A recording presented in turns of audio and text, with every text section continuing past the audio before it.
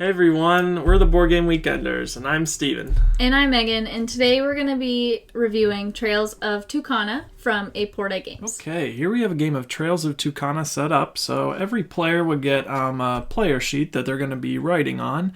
Every player is going to get a pencil with those provided. I'm going to use a marker in this example here. And then you're going to choose one person to be the mayor. And the mayor is going to be the one drawing the terrain cards that will correspond to the pathways that you're going to be drawing on the map. Now the goal of game in Trails of Tucana is to make paths between different sites and villages, so you want to connect letters to letters and get these sites and villages and different things connected back to these letters on your map to score the most points. So that's kind of the goal, is to make these connecting pathways as you play, and you're going to go through this deck twice for all the terrain cards. The first thing that the mayor is going to do, the one that is drawing the cards, is going to draw a setup card, which is going to show you where to put the letters on the villages on your map. So if I was the mayor in this game, I would put the letter E up top at 1, and then I would keep going to the right, so then I would put B at 2, and D at 3, and so on and so forth. Now, the player to my left, they would put the E in their number 2, and then keep going around. If I was the third player, then they would put the E in letter 3. So everyone kind of has a different starting point, and your letters will be at different spots around the map. And the final thing you'll do, according to the number of players, is get out some bonus cards. So if I link the letter A village to the other letter A village by connecting pathways, you'll get some extra points for doing that throughout the game. With more players, there will actually be a second bonus for that as well. For fewer, you probably just have the top bonus. So turns for this game are kind of simultaneous, so the mayor is going to flip up the first two terrain cards, and then all players will simultaneously draw a pathway between that two terrain types. So here we have forest, and I can draw these again anywhere on my map. So maybe I draw, I don't know, a line here for some reason. So that's essentially how the turns will work, and there's different terrain types throughout the map there, and you can see the different types here. So you can see there's 8 desert, 7 forest, 6 mountain, 4 water, and then 2 wild. So that's kind of what you can expect the distribution to be as you go through the deck. And again, you're going to go through the decks twice. Now, your terrain segment doesn't have to go to a segment that you already placed. So if we drew another forest, I don't have to go from this toucan to this line. I could go down here if I wanted to, from C to this space right here. So you don't have to, you can kind of build your links however you want. They don't have to be in a specific spot. And again, if I drew a wild symbol like this, let's say next turn, it was forest wild. Again, I could go forest to this mountain here, forest to this desert. So I can pick any terrain type for that wild. But again, those are pretty rare. There are only 2 of those in the deck. And once all players have drawn a segment, the turn is over, and we just repeat. Draw 2 more cards, and we keep going until we again get through the whole deck twice. And that will be the whole game. So now we really just have to focus on how do you score points by, again, drawing these connections. One of the ways to score points is by connecting sites to villages. So there are obelisks, books, sea monsters, toucans, all kinds of things on there. So if I draw a connection, let's say it was forest desert the next turn, and I connected this obelisk to, again, one of the villages here. In this case, I connected it to sea. I get to circle this 1 here on the obelisk there. And what that means is I'm going to be scoring 1 point for that obelisk once we go through the deck once. So once we go through the deck once, there's going to be kind of a scoring that occurs, and part of that scoring is by linking these and scoring points for them. You can see connecting a sea serpent's a little bit harder, but if I do that, I get 4 points for that, again, if I linked 1. Now, if you end up linking 2 of those, so let's say later in the game, I drew a path here, and then I drew a path here later, and I connect a second obelisk, I get to circle this portion, to which then I would score, again, 3 points at the end of that round. So I would add these 2 together when I'm scoring at the end of round 1, once we go through the deck once, and at the end of round 2, at the very end of the game, once we go through the whole deck. And this little symbol here means that I get to draw a path anywhere. So after I did that, I can draw, again, a segment anywhere. So maybe, I don't know, I'm going to try to build this connection here, so I do that. Another way to score points is, kind of like I mentioned earlier, is connecting villages together. So if, again, let's say later in the game, I've kind of made these whole connections, and I've connected letter B to letter B, I would get the bonus card for doing that. So I would score 4 points at the end of the game. And again, when I do that, you can see the symbol here. I would just write a 4 here to show that I was the first to do this. So then At a game with more players, if someone did that later in a later round, they would get 2 points for doing so, and they would write a 2 there. So these are kind of first come, first serve for connecting, again, the villages from letter to letter. And as a side note, if the same player and I reached and connected letter B's at the same turn, we would both get 4 points for that. Now, I mentioned that we're going to go through the deck twice, and there's going to be one card left over. So eventually, when we go through all these cards, there's going to be one card left, so one of the cards isn't going to be played. And then we go to the round end, which are going to do most of your scoring. So again, this phase is going to happen twice. So at the first round end, we're going to add all of our sight bonuses. So we can see here I have 2 plus 1 would be 3, and then 5. So I'd write a 5 in this, again, 1 box, and that would be the end of the first round scoring. The second round scoring, once we go through the deck again, and there's 1 card remaining, then we're going to do final scoring. So we would add all of our bonuses again. So by that point, I'd probably be connecting a lot of more of these things back to the villages, so I'd score more for the second time. Then we would look at any of the letters that you connected to each other through the villages. So then I would add this 13 again from B, because I did link B to B. And then finally, we would add in any of the bonuses that you got from connecting the letters first, right? So I would add in these 4 points, and that would create your total score at the end of the game.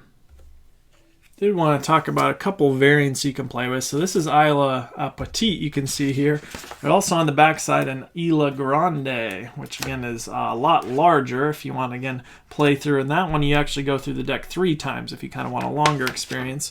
You can also play with these special bonus cards. So you set up one of these at the beginning of the game. And the first player to link these two, again, sites will get the points there. So if I linked the 2 obelisks together, so again, if it looks something like this and I had these linked, then I would get those 6 points. Again, if I did that as the same turn another player, we would both get the full 6 points. So those are a few things you can add and switch up each game. And that's generally, everyone, how you play Trails of Tucana. All right, so there's a general overview. Now let's get to our thoughts. So what are some negatives, Megan, that we had about this? That's kind of hard. If I was being nitpicky, I think one of the most frustrating parts of this game is when you just need one path to connect to get you a bunch of points, and it's just not coming up. There. I mean, the wild cards do help with that, and I mean, it is part of the fun of the game is with the randomness of the cards, but sometimes you just need, a mountain to a mountain, and you just can't get it. And you've been, banking on it coming up, so and it doesn't frustrating. come up. Yeah, and it can kind of ruin your score, too, if you can't get a certain thing you've been going for. That is one thing, too, is, it can be punishing where, you lose by, 15 points, but it's because you missed that one link that would have, linked, some of these things together to, score you more, and, it completed one of your letter-to-letters. So it's, one thing can, really do that. Also, this game, not that's necessarily a negative, but it's not going to change your mind about, flipping rights or rolling rights. If you don't like those, this doesn't do anything different. That's going to, change that. So that's just something to keep in mind, too. Yeah. One other negative I did want to point out was, sometimes the pencils, it's hard to see when you're drawing on them, and you really have to, draw the lines nice and thick when you're drawing your pass. We laminated ours, so I think this game is, more necessary than some of the other flipping rights to laminate and, have whiteboard markers. I think it helps a lot more. Also helps with it being more portable and stuff, too, because then you don't have to worry. You just take, two or three sheets that are already laminated, throw some markers in there, and, I mean, it just helps reduce the weight of the game if you don't have to have the big pad in there. Yeah. All right, let's talk about why we actually like this game. So I really like the fact that it is portable. It's a small, little game. It doesn't take that much time. Throw in a suitcase, a bag, take it to your honeymoon. The box is really small. We did Not that we did that. That's just really important to me that, it's a small game you could take on a picnic or to an airport, or you pull this out. I will say, too, this one can work good virtually. So, they just have to see what terrain comes up and then, kind of the goals. But if they have their own board or print it out and send it to them, this works great for that. So that's kind of a perk of it. Yeah. I mean, it is a little unique. I mean, there's a lot of roll and write, flip and writes out on the market today, and I really like that it's got these scorecards that kind of give you a little bit of extra incentive to, connect different paths. Yeah.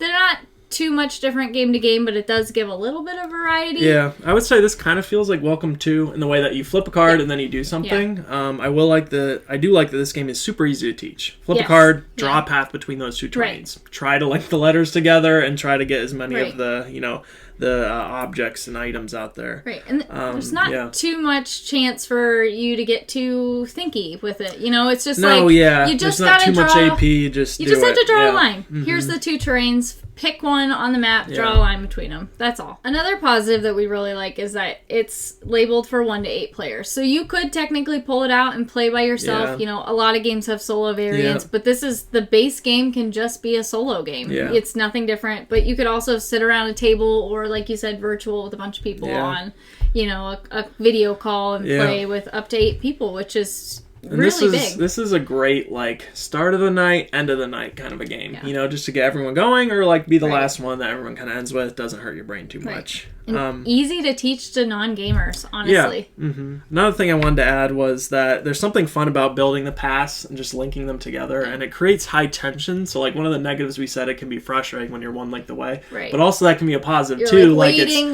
Yeah, it's fun because you're just waiting for that to come up. When it comes up, it's high, reward and sometimes when you play with a lot of people, for some reason, a couple people are waiting for the same connection, and it almost feels like at a craps table. You're all mountain to mountain. Cheer when it comes up. Yeah.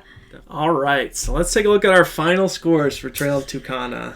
For me, I think I like this one a little bit less than you did. Not that that's, again, a bad thing. But I would say this is a 7.5 for me. I'll happily play it. I don't think I'd ever pull it out, but if it's on the table, I'd happily play it. And I enjoy it. I like it. But it didn't, stand out for me as, one of my top games ever. Yeah. But it's solid. I mean, that's not a huge knock. Yeah. I mean, this game's right up my alley. Small, easy to learn, easy to teach, portable. I love the roll and write. It's right in your wheelhouse. It's not surprising. Yeah, so, I would definitely happily pick this up off the shelf and play it almost any time. Yeah. So, I'm going to actually give it an 8.5. Okay, yeah. 10. And it comes out in a lot of situations. We played this a lot, so I think that speaks something to that. So. And I also think this was a present to me, so that bumps it up a little bit as well. I like giving presents. All right. Until next time, guys. We'll see you. Thank you so much for watching.